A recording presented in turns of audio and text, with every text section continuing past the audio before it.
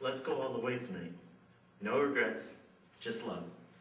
Now, baby, I believe this is real, so take a chance and don't ever look back.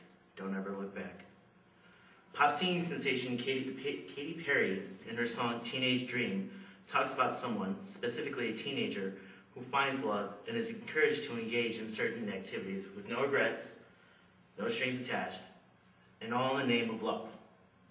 If one were to ask an avid listener of Katy Perry, or even a casual listener, what the song was about, they probably would say that this song is encouraging acts that would be understood as free. That we just need to do things without thinking, and without regrets to any action. For some, this is what freedom is. To do what we want without any sort of consequences for those actions. Fortunately, this is not freedom. If you all remember our class on early Christian thought, Father Hennessy mentions that true freedom is doing what we want, but taking responsibility for our actions. Today's society sees freedom more as license rather than what true freedom is. Jesus in Matthew's Gospel, chapter 5, reminds us that he did not come to abolish the law or the prophets, but to fulfill it. Jesus, when he goes on to explain a lot of what the Mosaic law had to say in regards to different issues, at the end of the reading, Jesus calls us to have integrity. Let your yes mean yes, and your no mean no. Everything more is from the devil. God gave us the gift of free will, to choose our own actions in our lives. Our reading from Sirach tells us that God sets before us life and death, good and evil, and whichever we choose, we will be given it. The reading does not say that we can choose either life or death, and if we don't like it, we can say, whoops, I meant to choose the other one. Now, I'm not trying to draw a hard and fast line when it comes to our decisions, because those of us who do regret our actions try and do what we can to avoid any sort of consequences. If we look at the progress of sin, we can see how the idea of freedom can be misinformed. First, there's pride, the act of reaching for something that is not of God.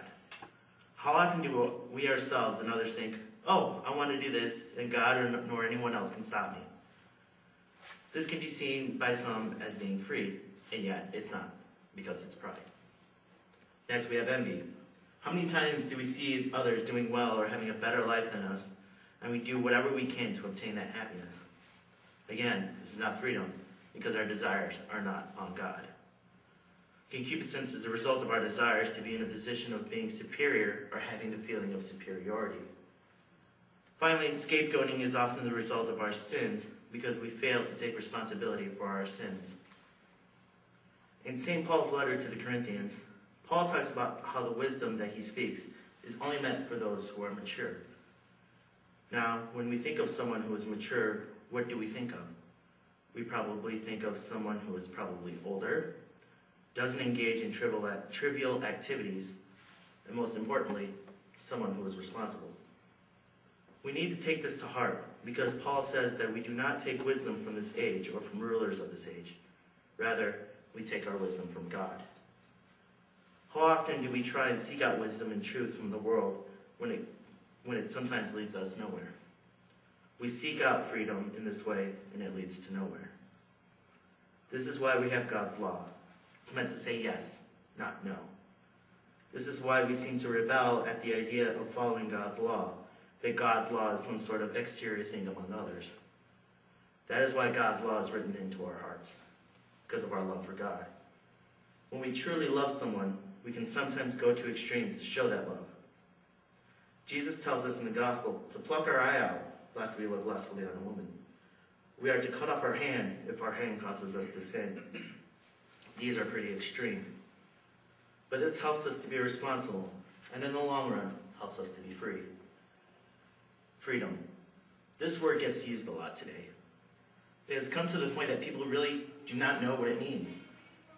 Today, God calls us to help others to understand what freedom is, to bring others to God, and to show them that God is not here to compete with them, but is here to know us and to love us.